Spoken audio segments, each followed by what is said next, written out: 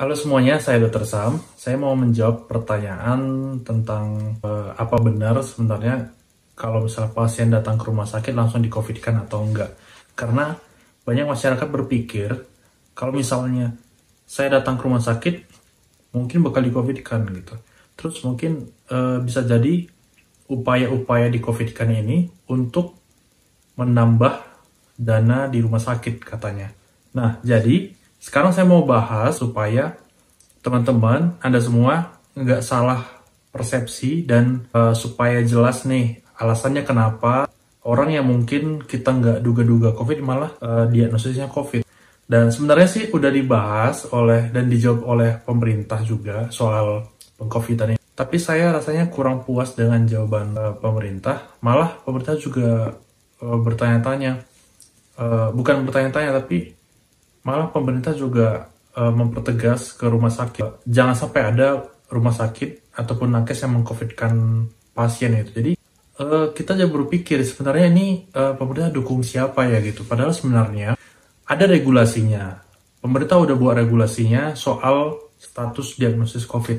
Nah, kali ini akan kita bahas supaya semuanya clear, semuanya jelas, dan jangan ada prasangka buruk lagi. Nah, jadi banyak yang bilang pasien-pasien itu yang datang ke rumah sakit di-COVID-kan, ya tujuannya supaya dapat untung karena ada anggaran COVID-nya. Jadi rumah sakit dapat keuntungan besar, kemudian dokter juga dapat keuntungan besar gitu ya. Ya itu sebenarnya agak mengganggu nakes juga sebetulnya. Lalu ada yang bilang pasien yang sebenarnya negatif COVID malah dibuat COVID. Ada yang di media-media tertentu juga kita bisa baca secara jelas mereka bilang ya ayah saya atau kakek saya sebenarnya sudah negatif swab antigen tapi kenapa dimasukkan ke ruang isolasi dan di sana hasilnya malah positif gitu. Ini mungkin ada sesuatu yang nggak benar atau gimana gitu. Jadi sudut pandang atau kacamata dari masyarakat sering berbeda dengan yang dari nakes atau rumah sakit ya. Nah, jadi itu yang sering menjadi kontra dan perselisihan juga. Makanya banyak orang berpikir mungkin di zaman pandemi ini, masa pandemi ini, nakes banyak ambil keuntungan gitu. Nah, jadi akan kita luruskan ya.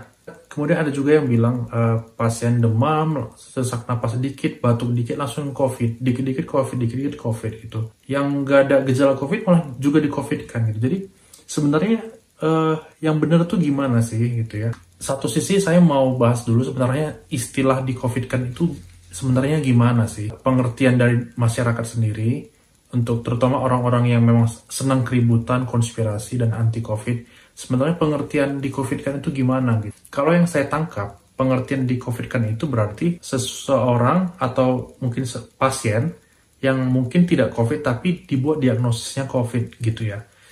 Jadi apapun itu, mungkin penyakit apapun itu dianggap ataupun diagnosis COVID. Mungkin itu pengertian di COVID-kan gitu. Di COVID-kan oleh menurut orang-orang atau masyarakat yang mungkin kurang paham.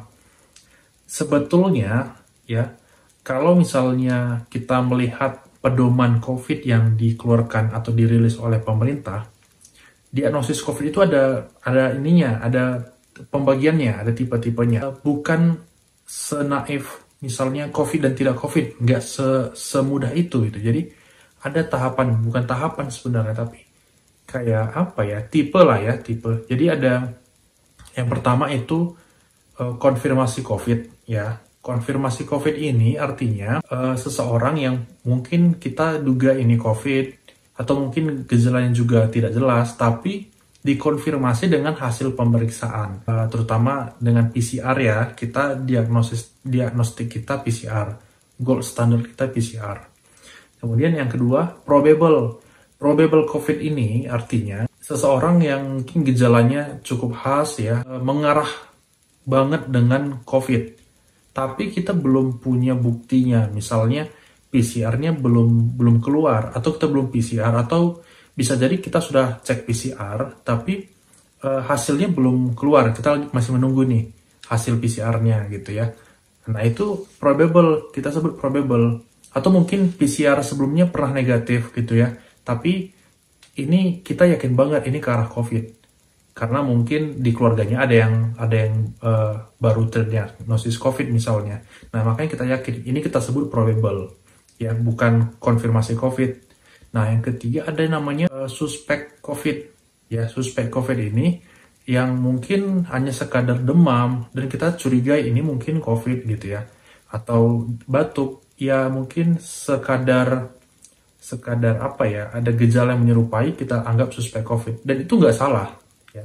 Kita menganggap seseorang tuh suspek COVID nggak salah, apalagi ini zamannya pandemi ya, wabah, jadi nggak salah.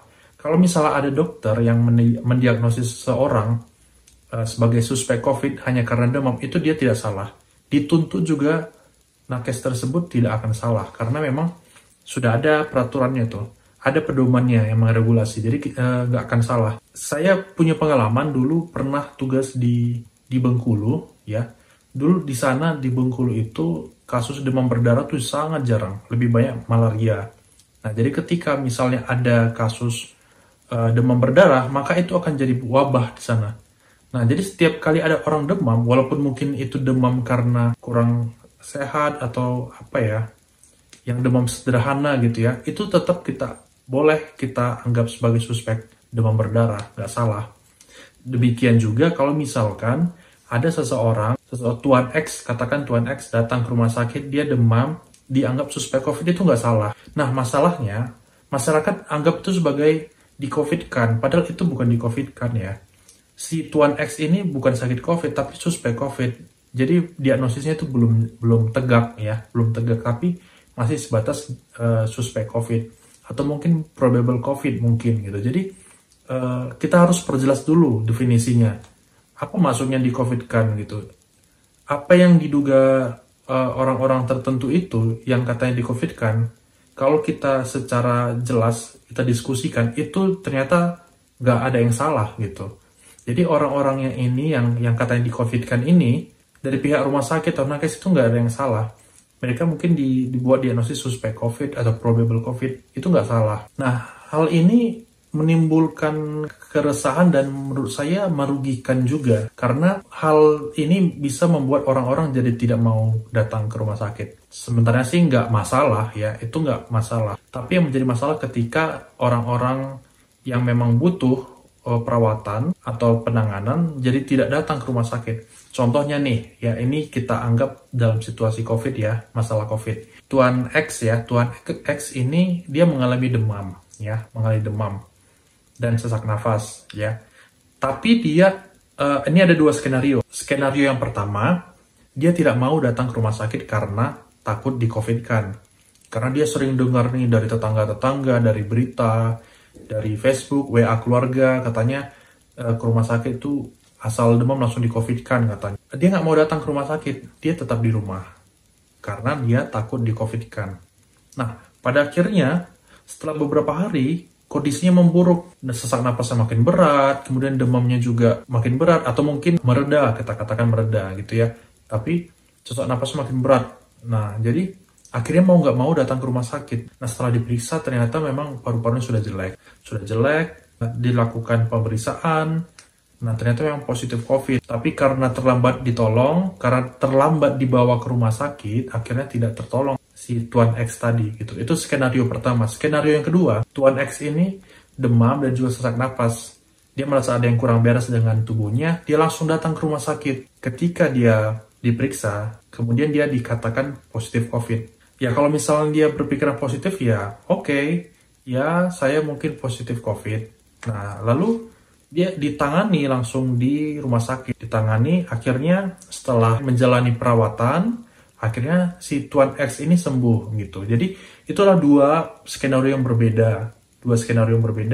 Tapi hasilnya hasilnya juga sangat berbeda.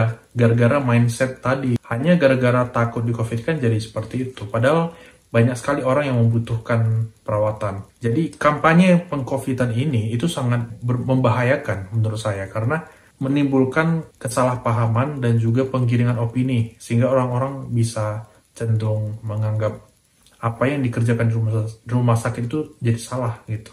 Kemudian ada juga yang bilang orang tua saya dianggap COVID ini dok, dianggap COVID karena ada demam tapi belum diperiksa swabnya. belum swab PCR, tapi dia langsung dimasukkan ke ruang isolasi. Kalau saya melihatnya apa yang salah sebenarnya? Itu nggak ada yang salah, dan menurut saya itu sangat benar. Ada yang bilang, wah kalau masuk ke ruang COVID, atau ruang isolasi malah jadi sakit COVID nanti, malah tertular dengan orang-orang di dalamnya. Gini, jadi saya perlu perjelas ya. Pandangan masyarakat mungkin ruang COVID itu semacam satu ruangan, di mana di dalamnya ada banyak orang-orang yang positif COVID, kemudian dicampur dengan orang yang mungkin suspek COVID, atau yang mungkin yang akan sembuh, dicampur dalam satu ruangan. Tidak, itu salah besar ya. Jadi sebenarnya ruang COVID itu, ruang isolasi itu banyak banyak kelasnya gitu. Ada ruangan yang memang di situ positif semua gitu. Ada positif semua. Kemudian ada yang itu yang konfirmasi tadi ya. Kemudian ada juga ruang isolasi yang menuju penyembuhan gitu, menuju kesembuhan ya. Lalu ada yang belum di PCR, ada juga. Lalu ada ruangan isolasi yang hanya menunggu hasil swab.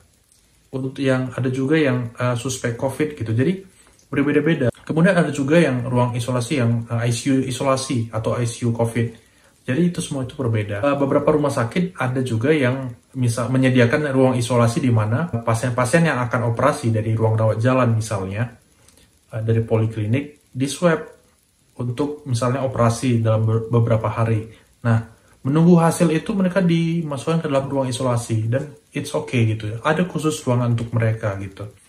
Nah, jadi tidak ada yang perlu dikhawatirkan sebenarnya. Kalaupun misalnya ada keluarga kita yang suspek COVID ya, jangan katakan di-COVID-kan, suspek COVID, dibawa masuk ke dalam ruang isolasi, it's okay. Di dalam sana juga dia akan dirawat gitu, sesuai keluhan-keluhannya, terapi suportif gitu. Apa yang dibutuhkan, apapun keluhannya itu akan diobati.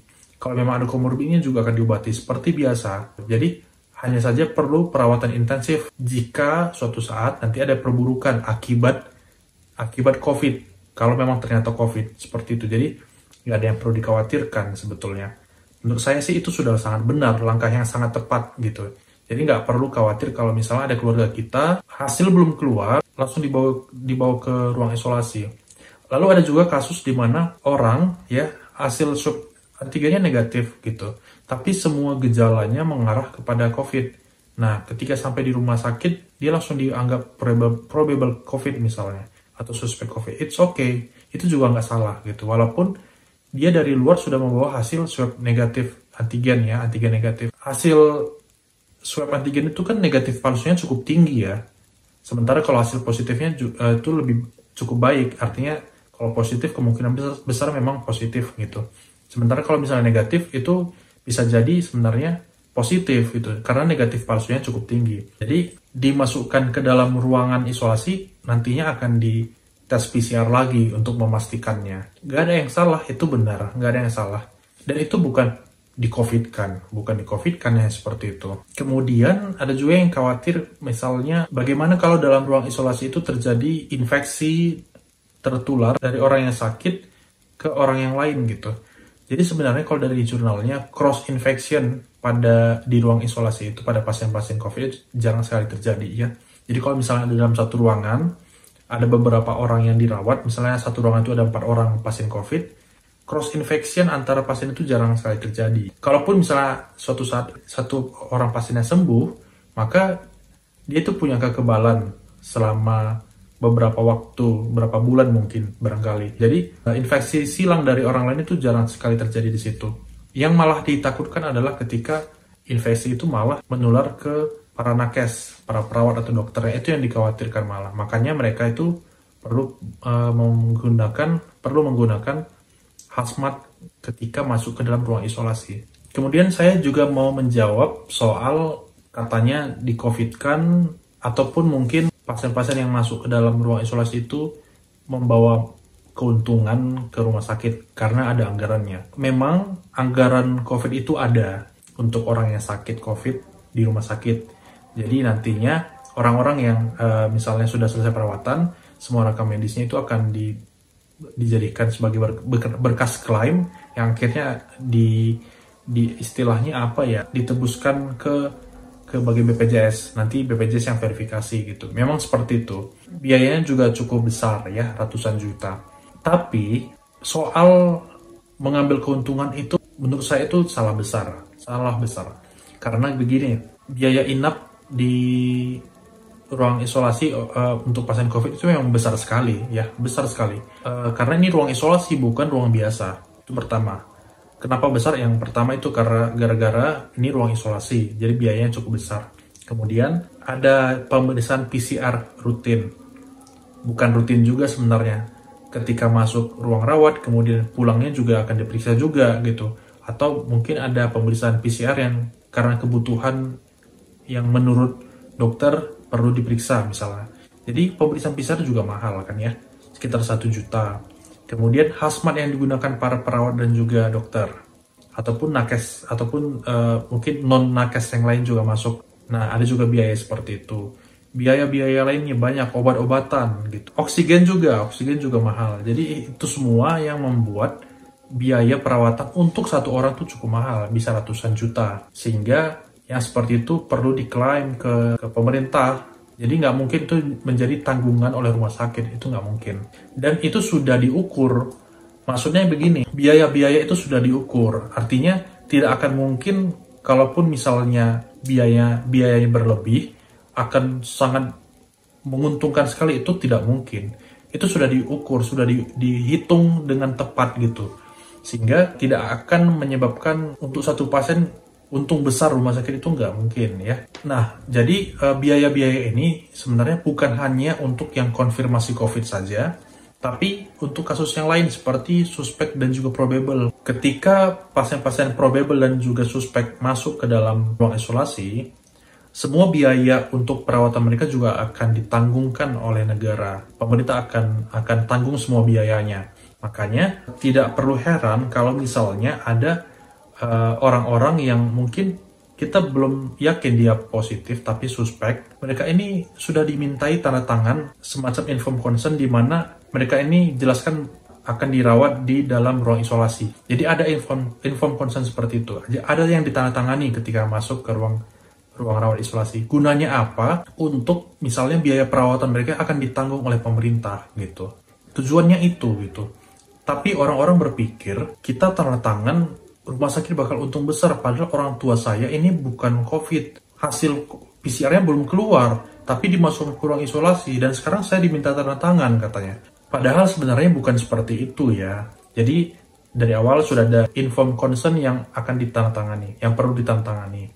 Kemudian dijelaskan juga yang lain-lainnya. Mindset dan persepsi orang jadi berbeda-beda ya. Kalau nakes sendiri atau rumah sakit sendiri sebenarnya tujuannya untuk melindungi pasien, tapi masyarakat tertentu, nggak semua memang, pasti hanya beberapa aja yang berpikir, wah ini di COVID kan nih, cari untung, ini kalau saya tanda tangan bakal untung besar rumah sakit. Ya nggak seperti itu ya, jelas enggak. Sebenarnya kalau misalnya nggak mau tanda tangan, sebetulnya sih nggak apa-apa ya, tapi siap nggak menanggung semua biaya itu gitu, biaya dirawat inap, biaya oksigen dan semuanya yang bisa mencapai ratusan juta. Siap nggak gitu, itu sih yang menjadi masalah. Tapi kalau menurut saya sih rata-rata semua rumah sakit tidak akan mau menantang seperti itu ya ke pasiennya. Pasti langsung segera minta tanda tangan aja gitu. Nggak akan mungkin tega memberikan opsi seperti itu, pilihan seperti itu nggak mungkin. Walaupun sebenarnya bisa aja gitu. Siap tidak bayar mandiri gitu. Jadi menanggung semua biaya dari hari pertama sampai keluar rumah sakit itu mahal sekali, ratusan juta. Teman-teman mungkin sudah pernah lihat di sosial media ataupun di media-media berita, ada screenshot yang menjelaskan biaya rumah sakit selama perawatan COVID bisa sampai ratusan juta kan ya. Seperti itulah biaya perawatan COVID di rumah sakit, bisa ratusan juta.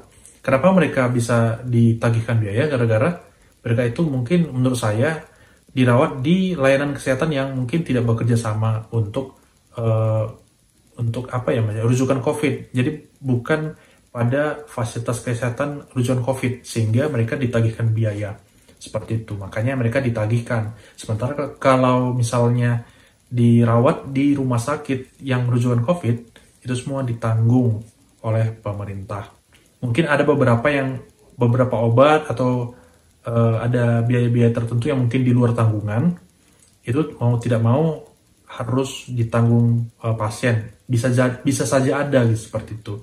Bisa saja karena pemerintah sejak awal dari kesepakatannya perjanjiannya tidak menanggung obat-obat tertentu gitu, bisa aja gitu. Jadi nggak masalah ya. Yang penting itu semua ditanggung oleh pemerintah. Jadi kalau misalnya saya pernah baca nih sakit lambung, kemudian setelah sakit lambung disuruh tanda tangan formulir corona katanya. Sebenarnya itu kenapa sih ya banyak orang berpikiran negatif? Kalau menurut saya sih yang dia maksud formulir corona ini mungkin formulir informed consent kali ya, informed consent atau surat persetujuan masuk ke ruang isolasi karena diagnosisnya suspek COVID. Mungkin seperti itu gitu. Itu menolong dia loh gitu sebenarnya, menolong dia. Karena nantinya biaya perawatan dia atau keluarganya akan ditanggung oleh pemerintah.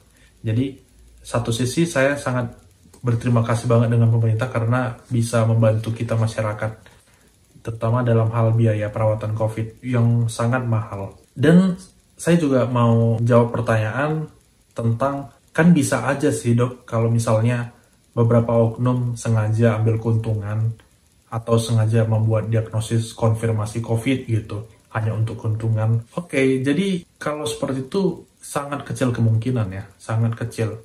Malah menurut saya itu sangat sulit dilakukan. Pertama, sangat sulit. Yang kedua, pasti orang nggak akan mau melakukan hal tersebut. Kalaupun mau, berarti dia niatnya harus sangat besar. Dan gimana ya, itu sulit banget untuk berbuat curang supaya mencari keuntungan di situ. Saya akan jelaskan kenapa seperti itu. Pertama, mungkin kalau dari segi regulasinya sendiri, pasti orang-orang oknum gitu ya akan takut untuk melakukan kecurangan seperti itu karena risikonya sangat besar juga, hukumannya sangat besar. Jadi tentu orang nggak akan mau.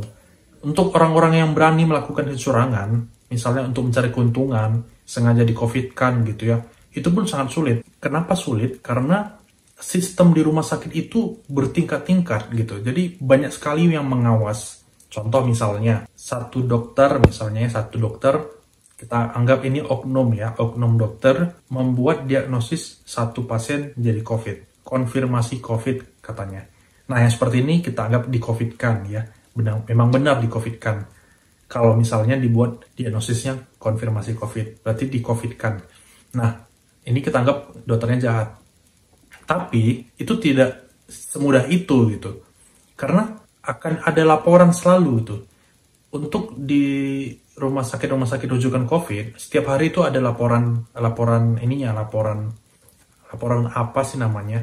Jadi ada tim yang membahas setiap pasien yang dirawat. Jadi bagaimana perkembangannya. Kemudian kalaupun ada yang masuk dengan kasus konfirmasi, dijelaskan ini. Misalnya tadi malam ada yang masuk pasien konfirmasi COVID, harus dijelaskan apa bukti-buktinya gitu. Jadi kalau misalnya tidak bisa dibuktikan, nah itu kan ini ya kesalahan ya. Pasti ada istilahnya kalau dalam BPJS itu fraudnya gitu. Jadi ada kecurangannya. Akan ketahuan seperti itu. Jadi nggak akan mungkin. Ada tim-tim yang lain yang cukup banyak ya. Cukup banyak timnya. Jadi satu tim infeksi itu banyak. Dokter penyakit dalam infeksi, dokter penyakit dalam yang lain, kemudian dokter anak infeksi, dokter anak yang umumnya juga, yang lain juga ada. Jadi banyak sekali timnya, perawat juga. Jadi kalau misalnya satu oknum berbuat jahat, curang, pasti orang lain tahu tuh. Sangat kecil kemungkinan orang lain nggak tahu. Karena harus dibuktikan. Kalau misalnya seseorang atau Tuan A, misalnya Tuan A ini adalah konfirmasi COVID, dia harus dibuktikan ini buktinya apa. Jadi orang lain juga akan tahu ini benar atau enggak. Kalaupun misalnya lolos ya, misalnya si oknum ini cukup pintar mengelabui orang-orang timnya, laporan ini juga harus akan dibuat menjadi berkas klaim untuk akan diklaim nanti gitu. Nah yang seperti itu juga akan dikoreksi, akan dilihat lagi sama oleh verifikator di rumah sakit. Nah untuk berkas-berkas verifikasi ini juga akan diawasi oleh Dewan Pengawas gitu. Dewan Pengawas ini juga diawasi lagi oleh orang yang tingkatnya lebih tinggi lagi gitu. Jadi yang seperti itu sangat sulit ya untuk berbuat curang. Nah berkas klaim ini pun akan dikirimkan lagi ke BPJS untuk diverifikasi. Jadi sangat sulit sebenarnya untuk berbuat kecurangan pengkovitan pasien, itu sangat sulit ya. Karena berlapis-lapis monitoringnya, pengawasannya. Jadi nggak mungkin. Kalaupun misalnya ingin dibuat kecurangan, maka kecurangan itu harus paripurna, jadi satu rumah sakit dan tingkat di atas rumah sakit gitu. Yang seperti itulah baru bisa kecurangan, tapi itu sangat tidak mungkin, ya. Untuk mengawas rumah sakit pun ada banyak lagi pengawasnya, dewan pengawasnya. Jadi yang seperti itu tidak mungkin ada, sangat kecil kemungkinan adanya kasus pengkovidan sebetulnya. Jadi mudah-mudahan penjelasan ini bisa memberikan wawasan, insight tentang pengkovidan pasien ini oleh rumah sakit, ya, supaya teman-teman atau Anda semua tahu bahwa sangat tidak mungkin adanya pasien di-COVID-kan di rumah sakit, sangat tidak mungkin. Dan satu lagi, soal anggaran yang cukup besar itu, walaupun biayanya besar, tapi itu tidak akan menjadikan rumah sakit itu untung besar, nggak mungkin ya, karena sudah diukur. Kemudian, tidak semua berkas itu akan berhasil diklaim. Sama halnya seperti biasanya BPJS harian dirawat jalan atau di ruang rawat inap gitu ya. Itu pasti akan ada selalu yang gagal klaim. Nah yang seperti itu juga perlu rumah sakit yang ganti rugi. Kalau soal ruang rawat COVID, saya belum tahu apakah ada kemungkinan gagal klaimnya, kurang tahu. Kalaupun misalnya ada, berarti rumah sakit siap ganti rugi. Oke, sekian dulu penjelasan saya soal pengkovidan pasien. Ya mudah-mudahan bisa dimengerti ya. Jadi kalau misalnya ada yang kurang dipahami, boleh langsung ditanyakan lagi ke saya di kolom komen di bawah. Oke, terima kasih semuanya.